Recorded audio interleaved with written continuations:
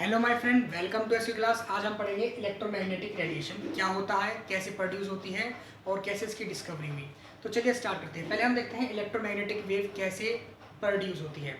अगर एक charge particle है और वो स्टेशनरी है तो केवल और केवल वो इलेक्ट्रिक फील्ड प्रोड्यूस करेगा। लेकिन अगर एक चार्ज पार्टिकल मूव कर रहा हो विद एक्सेलरेशन के साथ में तो वो इलेक्ट्रोमैग्नेटिक वेव प्रोड्यूस करेगा।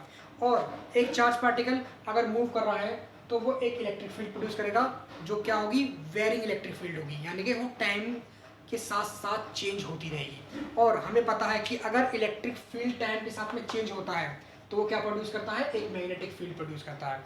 और वो मैग्नेटिक फील्ड भी क्या होगा, वेरिंग होगा, यानी कि वो भी टाइम के साथ में चेंज होता रहेगा, कम ज़्यादा फिर और ज़्यादा, ठीक है ना। और उसकी वजह से क्या बनेगी, इलेक्ट्रिक फील्ड बनेगी दोबारा एक नई। और फिर उस इलेक्ट्रिक फील्ड जो कि वेरी होगी उसकी वजह से क्या बनेगी, एक मैग्नेटिक फील्ड बनेगी। यानी कि एक बार अगर इलेक्ट्रोमैग्नेटिक वेव बन जाए, अगर एक बार इलेक्ट्रोमैग्नेटिक वेव बन जाए तो उसे अपने सोर्स की कोई ज़रूरत नहीं है, वो खुद सेल्फ प्रोपगेटिंग होती है, यानी कि खुद आगे बढ़ सकती है। चाहे सोर्स वहाँ पे प्रेजेंट हो चाहे सोर्स वहाँ पे प्रेजेंट ना हो, कोई फर्क नहीं पड़ता।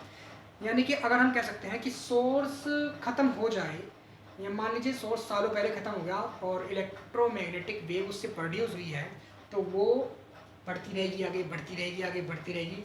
और सोर्स डिस्ट्रॉय हो जाए तो कोई फर्क नहीं पड़ता, इलेक्ट्रोमैग्नेटिक वेव बढ़ती रहेगी। इसका एक अच्छा एग्जांपल क्या है, स्टार्स।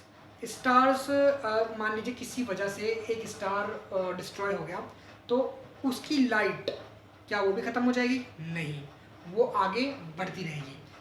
हम जो स्टार देखते हैं, अब रात को हमने एक स्टार देखा तो वो लाइट एकदम से निकली हुई लाइट नहीं होती, वो कई सालों से चलती हुई आती है और उसके बाद हमारी आंखों पे दिखाई देती है। यानी कि मान लीजिए वो थाउजेंड्स ईयर वहाँ से चली होगी और अब हमारी आंखों में आ रही है। तो क्या ये इलेक्ट्रोमैग्नेटिक रेडिएशन चलती रहेगी, उससे सोर्स की कोई भी आवश्यकता नहीं है।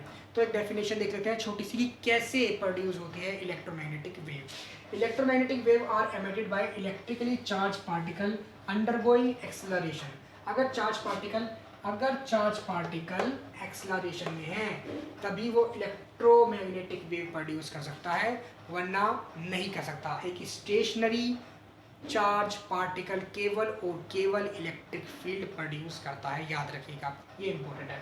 And these wave can subsequently interact with other charge particle exert force on them. और ये जो इलेक्ट्रोमैग्नेटिक वेव है ये किसी और चार्ज पार्टिकल पे अपना इफेक्ट दिखा सकती है, उस पर फोर्स लगा सकती है। तो यहाँ पे याद रखिए, इलेक्ट्रिक और मैग्नेटिक फील्ड में जो होते हैं वो एक दूसरे के परपेंडिकुलर होते हैं, यानी कि 90 डिग्री में होते हैं, ठीक है ना। और हम ये देखते हैं कि जो इलेक्ट्रोमैग्नेटिक वेव होती है वो हमारे आसपास बहुत सारी होती है। जैसे एग्जांपल के तौर पे आपने देखा होगा कि बड़े बड़े टावर लगे रहते हैं एयरटेल के या फिर किसी बड़ी कंपनी का मैं नाम नहीं लेना चाहता। अगर हम वो वहाँ पे एक टावर वहाँ लगा हुआ है और हमारे हाथ में एक मोबाइल है, वहाँ पे भी एक एंटीना लगा हुआ है, यहाँ पे भी एक एंटीना लगा हुआ है। उस टावर का जो एंटीना है उसकी में से जो एक इलेक्ट्रॉन है वो वहाँ पे वाइब्रेट करेगा विद एक्सेलरेशन के साथ में, वहाँ से एक इलेक्ट्रोमैग्नेटिक वेव हमारे मोबाइल की तरफ आएगी, ठीक है ना। और वो हमारे मोबाइल में जाएगी और हमारा जो मोबाइल है वो क्या करेगा, रिंग करना चालू करेगा। यानी कि वो वहाँ से उसकी फ्रिक्वेंसी और हमारे मोबाइल के टावर की फ्रिक्वेंसी जैसे सेम होगी तो वो रिंग करना चालू करेगा। ऐसे हम इलेक्ट्रोमैग्नेटिक वेव का यूज़ करते हैं। तो एक बड़े अच्छे साइंटिस्ट थे जेम्स क्लर्क मैक्सवेल। इन्होंने देखा कि जो स्पीड ऑफ वेव है इसकी, इलेक्ट्रोमैग्नेटिक वेव की और लाइट की, वो दोनों के दोनों सेम है, 3 × 10⁸ मीटर पर सेकेंड। और इन्होंने ये बताया कि जो लाइट है वो भी एक तरह की इलेक्ट्रोमैग्नेटिक वेव है, बिकॉज दोनों की स्पीड सेम है। और इस जो है फिनोमेना को प्रूव करने के लिए इन्होंने क्या करा कि इन्होंने 4 इक्वेशन बनाई और उसे सॉल्व करा और ये दिखा के प्रूव करा कि हाँ, लाइट भी एक तरह की क्या है, इलेक्ट्रोमैग्नेटिक वेव है। तो हम कह सकते हैं क्या इलेक्ट्रोमैग्नेटिक वेव कई टाइप की हो सकती है? तो आंसर है यस, इलेक्ट्रोमैग्नेटिक वेव बहुत टाइप की हो सकती है। जैसे कि आपने कईयों के नाम सुने होंगे, कईयों का यूज़ देखा होगा। तो चलिए देखते हैं। रेडियो वेव यूज़ देखा है आपने रेडियो चलाने के लिए, माइक्रोवेव यूज़ देखा है आपने, इंफ्रारेड विजिबल जो अपनी आंखों से देखते हैं सारी की सारी, अल्ट्रावायलेट जो आती है किरणें, एक्सरे जो मेडिकल में काफ़ी यूज़ होता है, हड्डियाँ टूटने में, गामा रे काफ़ी हार्मफुल रहती है हमारे लिए। तो हमें एक बात का और ध्यान रखना चाहिए कि जितनी ज़्यादा वेवलेंथ होगी उतनी एनर्जी कम होगी, और जितनी कम वेवलेंथ होगी उतनी एनर्जी ज़्यादा होगी। यानी कि गामा रे हमारे लिए बहुत बहुत ज़्यादा खतरनाक साबित हो सकती है, ठीक है ना। इसलिए गामा रे से हमें बच के रहना चाहिए। और एक और अच्छे साइंटिस्ट थे, उनका नाम था हेनरिच हर्ट्ज।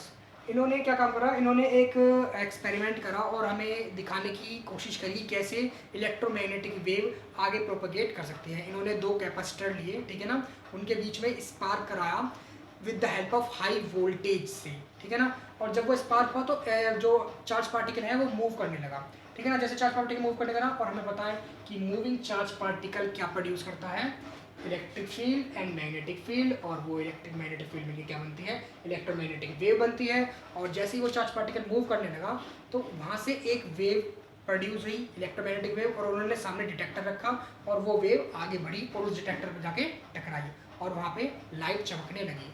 तो इन्होंने ये बताया कि हाँ, इलेक्ट्रोमैग्नेटिक वेव क्या है, आगे प्रोपोगेट कर सकती है। एक मूविंग चार्ज पार्टिकल आगे इलेक्ट्रोमैग्नेटिक वेव को बढ़ा सकता है। तो ये था इलेक्ट्रोमैग्नेटिक रेडिएशन के बारे में। हमने आज देखा कि कैसे इलेक्ट्रोमैग्नेटिक रेडिएशन आगे बढ़ सकती हैं। एक मूविंग चार्ज पार्टिकल जो एक्सेलरेशन में हो वो वेरी इलेक्ट्रिक फील्ड प्रोड्यूस करता है, देन मैग्नेटिक फील्ड, फिर इलेक्ट्रिक फील्ड, फिर मैग्नेटिक फील्ड, और ये आगे बढ़ती रहेगी। और ये था आज का electromagnetic radiation. Thank you very much.